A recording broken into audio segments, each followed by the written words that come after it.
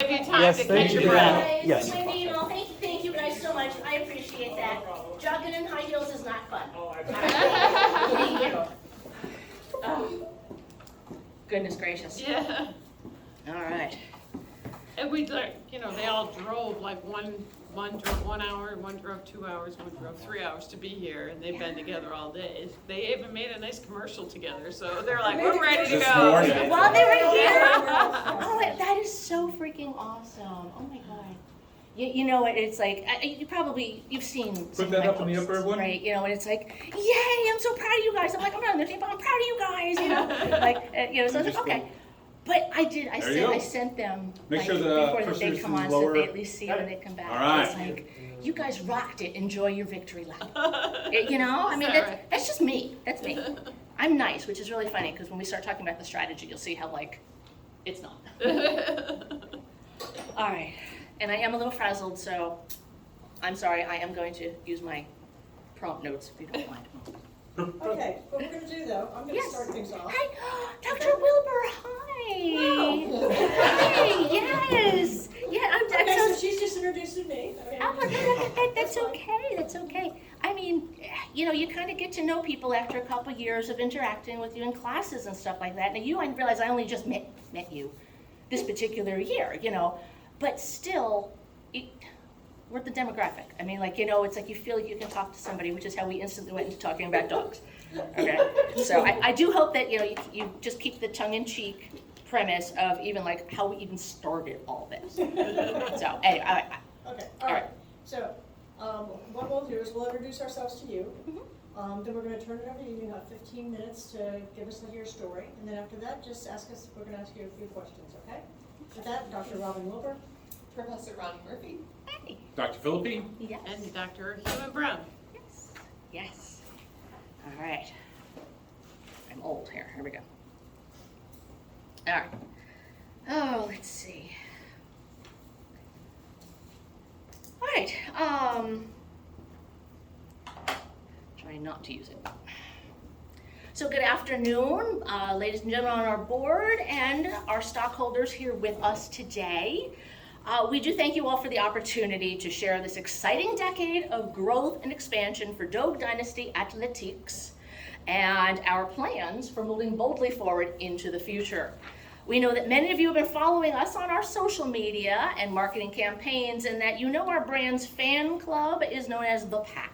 And while we promise to keep the dog puns to a minimum today, you already may be familiar with our managerial team being commonly referred to as the Alphas, or Sniff, Bark, and Gnaw. Now, my name is Suzanne Ryan. I am the risk officer and brand strategist for Dogue. I'm the one who is sniffing around for opportunities. My partner, Glenn Register, is in charge of our global operations. He's the one who barks the orders that then get rolled out worldwide. And our partner, Kogan Waldauer, is our financial analyst. His role we lovingly refer to as gnawing on the numbers. So we bring to you today an overview of Dogue's corporate business strategy, followed by our expansion and growth and our plans to roll out worldwide. We then look at the financial tracks and the trends that point us ultimately to where our strategic intent will be as we go into the next decade of further building upon this iconic brand with an ever-increasing global fan and market base. All right, for the fiercely competitive, by the fiercely competitive. So Dogue's growth strategy has been heavily influenced by this branding, and when we arrived a decade ago, we took this to heart. The company was created first to produce a high-quality footwear serving demanding needs of professional athletes. And for the first 10 years, it was very strong in its niche. When we came on board, we took the fiercely competitive very much to heart. The first thing we wanted to accomplish was to have local footprints in all 4 global regions for cost economies, which Glenn will speak of shortly. We also quickly observed how many of our competitors were fighting amongst themselves in a self-induced red ocean. This left large expanses of blue ocean opportunities that were either untapped or which had been abandoned.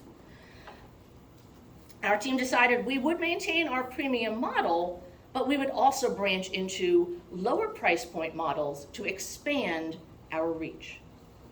By producing such a mix of quality lines, we're able to offer lower price versions of these professional grade models at more introductory levels.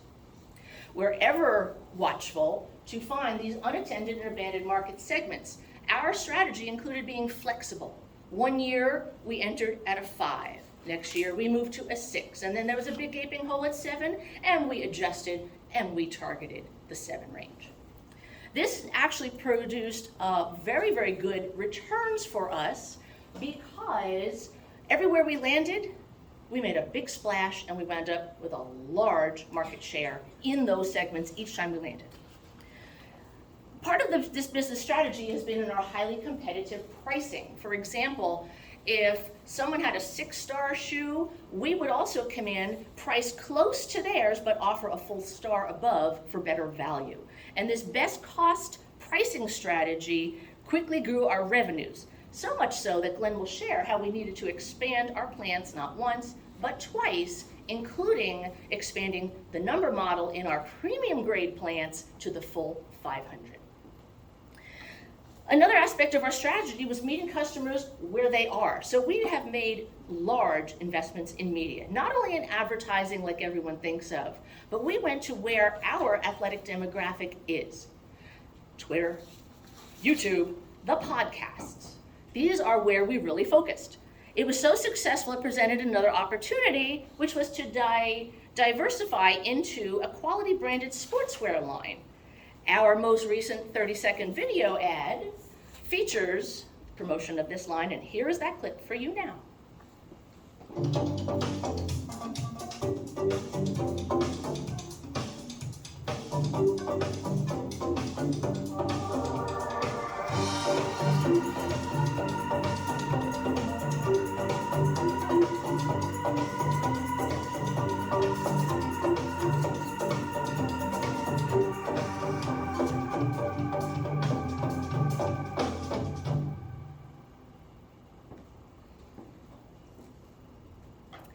Yeah, we had a big weekend this past one with our media strategy. You may have noticed Christopher Bell there from this last weekend's Talladega races, and he is proudly sporting for the world to see our brand patch.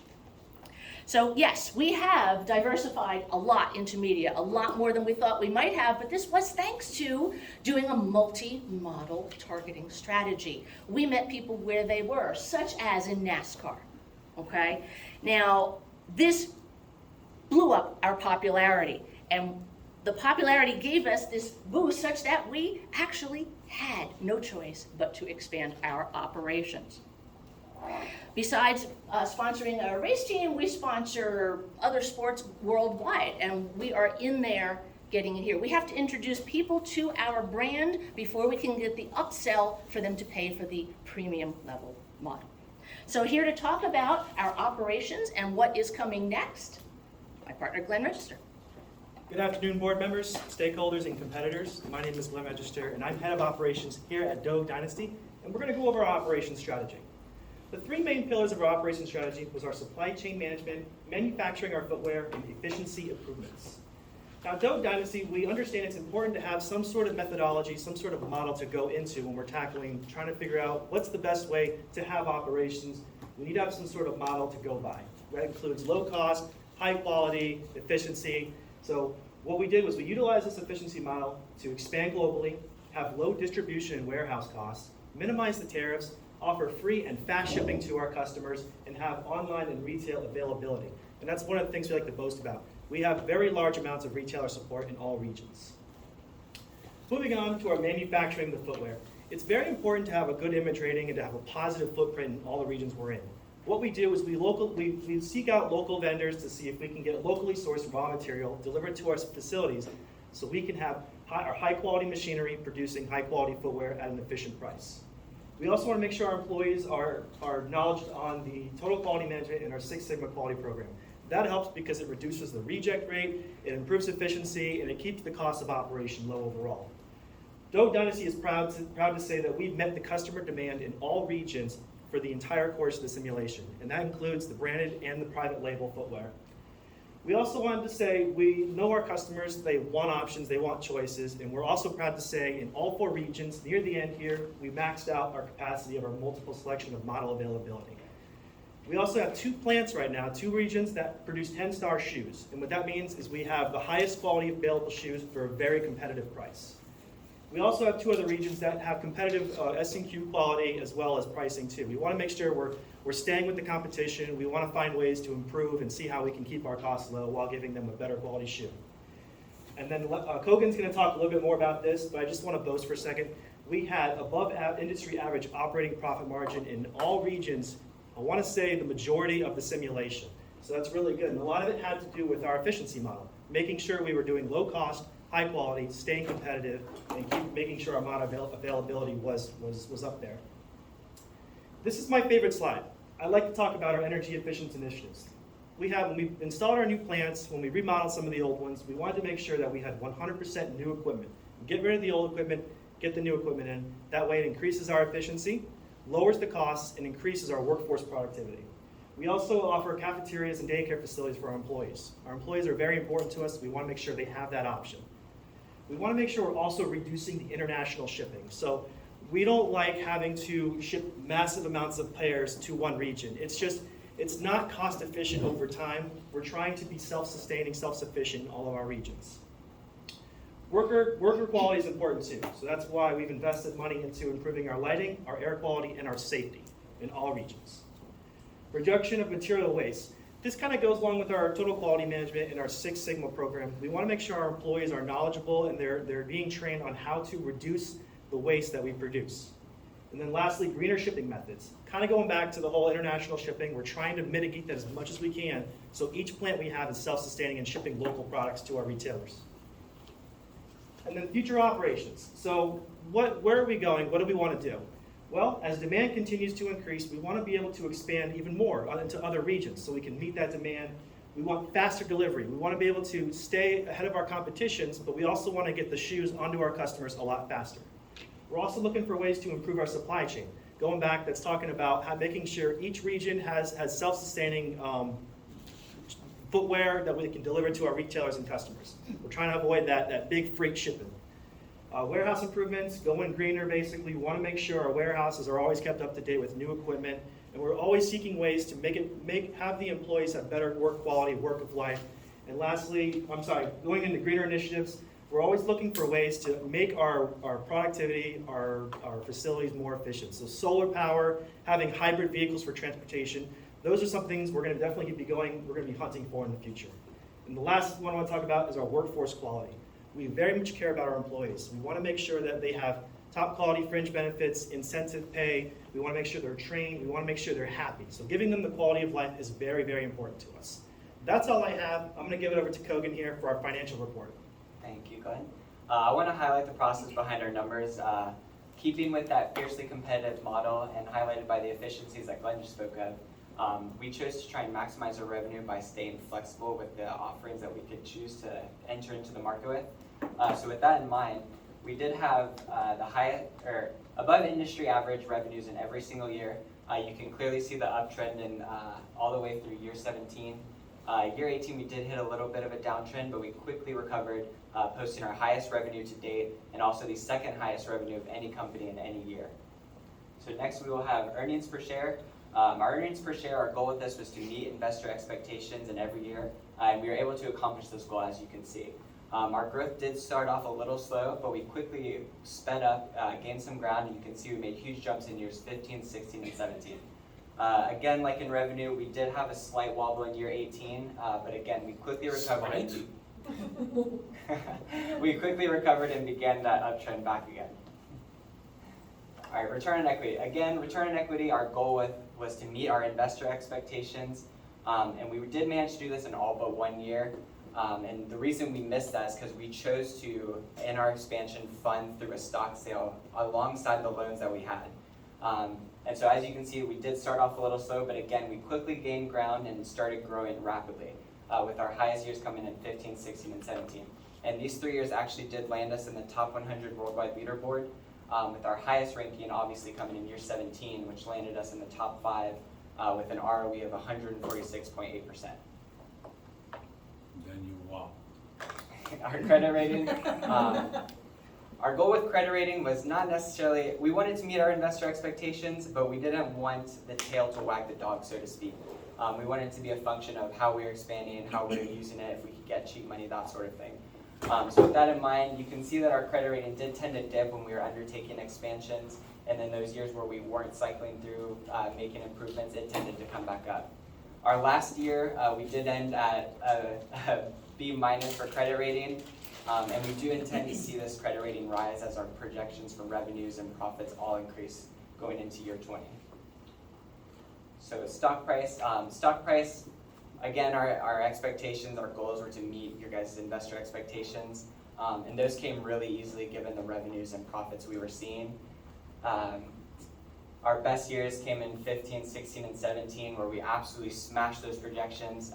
In year 17, we were actually 300% over the listed investor expectations for stock price. We did see a slight dip, but again, we recovered in year 19, and we expect this to grow as we still have the ability to buy back more shares, and we're seeing higher projections for revenue and profit. Image rating. Our image rating was very important to us. It was more than just, we wanted to be the best of the best. We wanted to have the highest rating. It was more than just a line for us to sell you that we wanted to be the best company. And so having a high image rating was very important. So meeting investor expectations, again, came very easy. We met it in every single year, and actually in 7 out of the 9 years in our industry, we were the leader in our image rating. And starting in year 15, we were the best in industry, and we were either best in industry or tied in industry through year 19. Trend chart. So going back over what we learned, hindsight lessons, that kind of stuff, the only issue not necessarily an issue, but our decision to incur a large stock purchase while we were also attempting to expand our facilities did come during a poor timing to cause a slight wobble in our growth. And we wouldn't necessarily choose to be that aggressive in our decision to do that. But that result did end up seeing us have huge jumps in that EPS, the ROE, and the stock price that we saw. So not necessarily the best way to do it. Maybe spreading it out could have been better, but we would have for sure, it did benefit us greatly. And then the last thing, our decisions when we were replacing our equipment in years 15 and year 16, we had planned for that from the beginning. We didn't want to have a large expense incurred when those came due. So we were planning to slowly replace our equipment year after year before we got to that, so we didn't have to worry about it then. And this served us really well. We didn't have to deal with a large cost while we saw other teams drop during these years.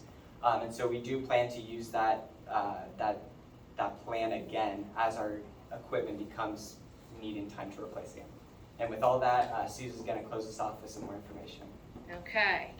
Numbers are great, they're black and white, but the real picture is a lot more colorful, and hence what this chart represents.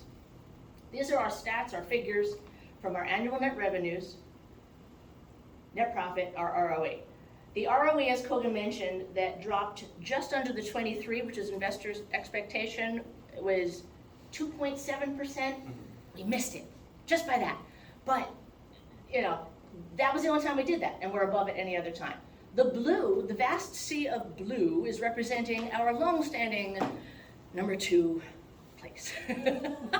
Now, dog joke aside, we hit the floor running in year 11, immediately coming in the 3rd in the industry. So that's where we started in the purple up at top. The end of year 19, we checked again, we checked a 3rd time. We actually beat the leaderboard leader in the net revenues with that last number showing down the bottom up there. So the color itself does not tell you who our actual competitor is. Our competitor is not actually the one that these numbers represent against. That competitor, Team B, or Brave Souls, actually had a 180-degree opposite brand of shoe. We were not selling to their market, nor were they selling to ours. The 2 teams that we were considered ourselves competing against were those who were the 9 and the 8 and the attempted 10-star. You need to wrap up. Yeah. Oh, yes. And okay. And A and K eventually diversified and went to a small model and a large, and they got out of our way. Because ever since then, we have owned the 10-star spot in the regions where we compete there. So going forward, we will continue with our expansion more carefully. We will continue with our media strategy to keep building a worldwide audience and growing the revenue to meet the future investor expectations. Thank you very much. Thank you. Dr. Philippi, this team came in second place. Do you have a question for them?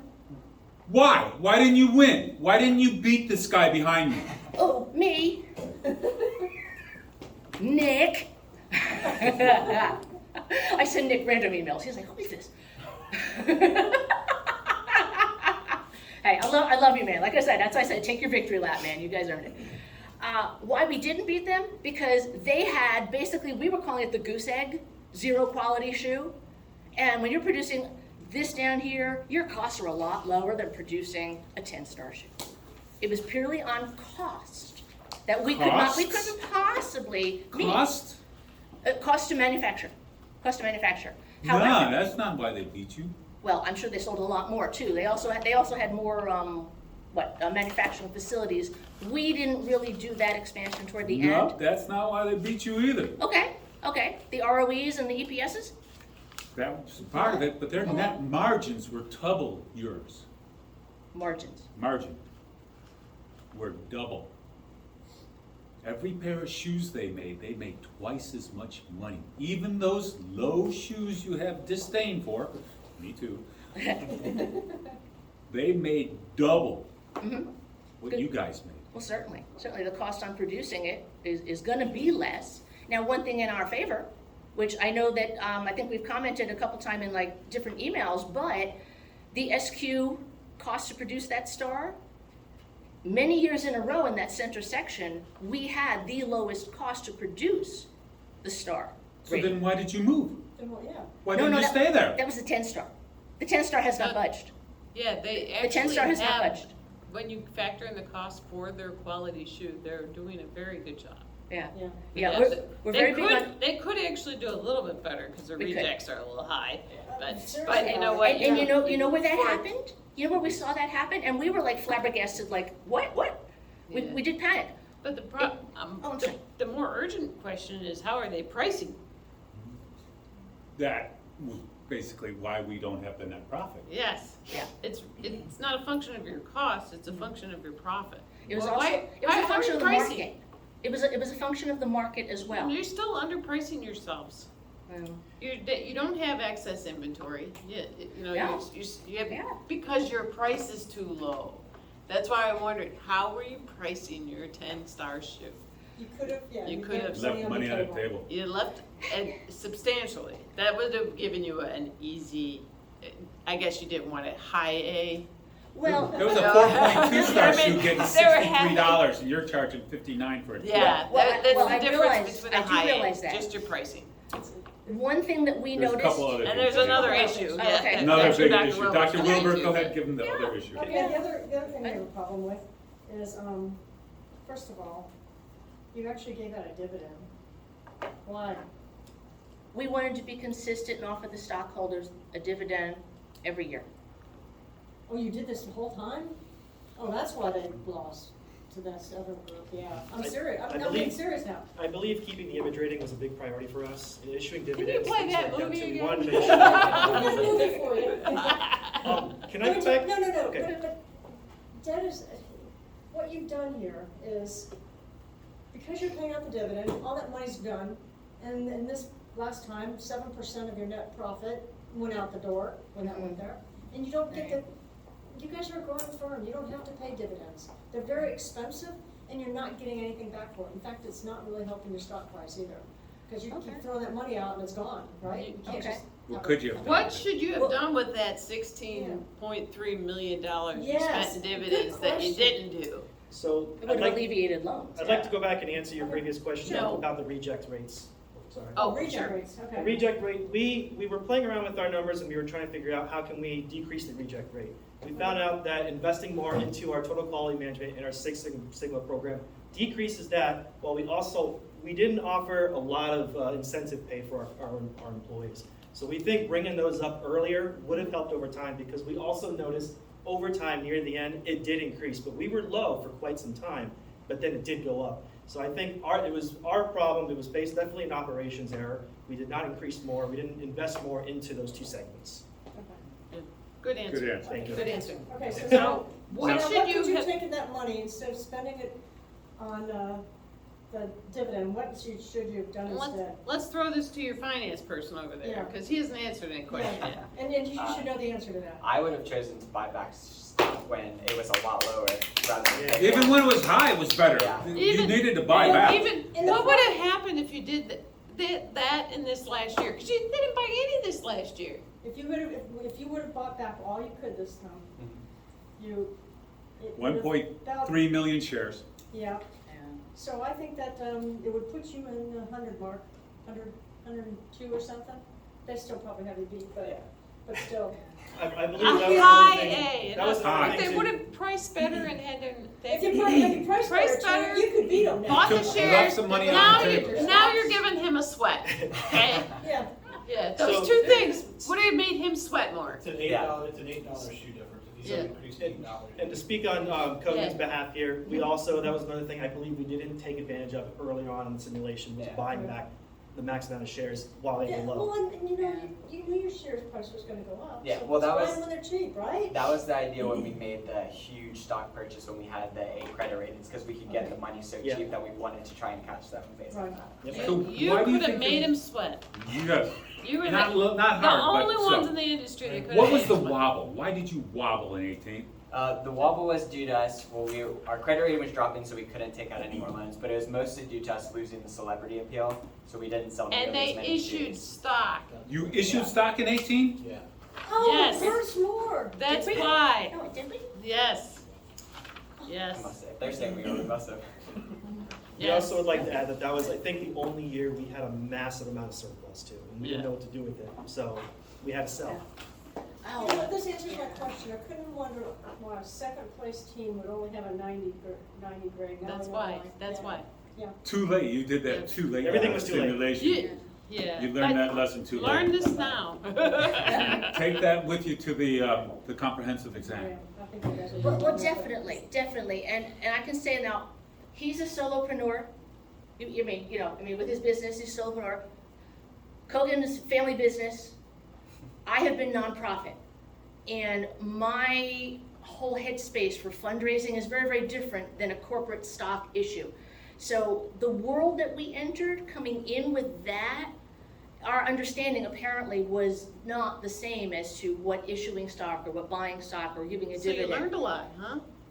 Well, That it's was one of the different. best things we It's learned. different. Yeah. Yeah, it's Especially if you different. continue to, because, making your shareholders happy is not much different than making your other stakeholders happy. Yeah. They want you to serve a bigger customer too. Congratulations. Your presentation is complete. Number 2 is great. By the Number way, 2, yeah. your speaking and everything you guys, well, Whoa. very nice. Congratulations. Thank you so much. Thank you for It's wonderful to finally meet you. Yes. Congratulations. I did it, Why yeah. you talk?